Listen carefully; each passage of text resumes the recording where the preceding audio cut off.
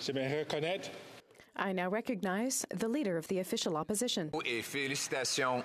Thank you very much, and congratulations, Mr. Speaker. Into.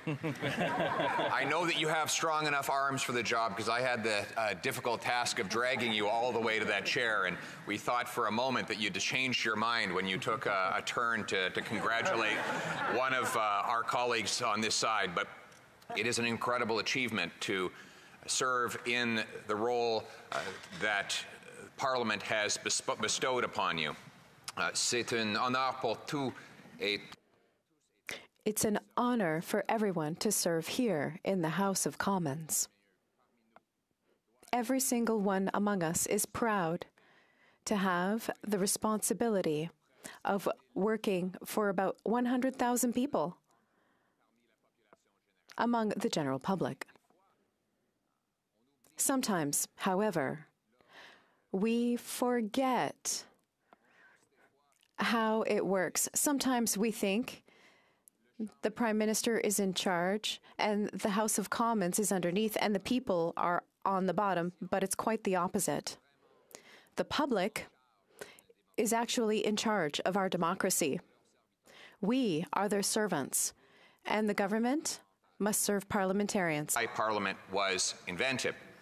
And the reason that these floors and seats are green is because the first commoners met in fields. They were the peasants and the farmers who were tired of having their crops taxed away by an impossibly cruel crown.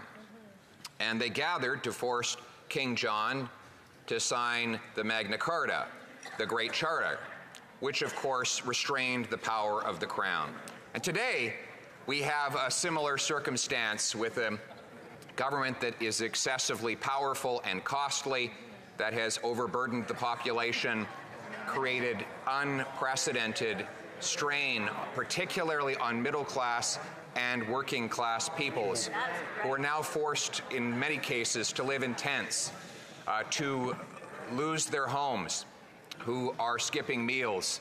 We have 7 million who cannot afford food because of the inflationary taxes imposed upon that food by an overly greedy government. And so now more than ever, the role of Parliament in restraining the power of the Prime Minister is primordial. And we will continue to carry out that role proudly on the floor of this House of Commons, because we will always remember that we are servants and not masters of the nation.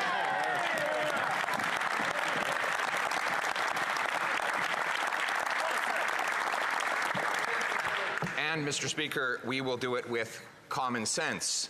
Now, why is this important? I hear some members of the government who don't like the sound of the word common sense, and we can understand why they wouldn't.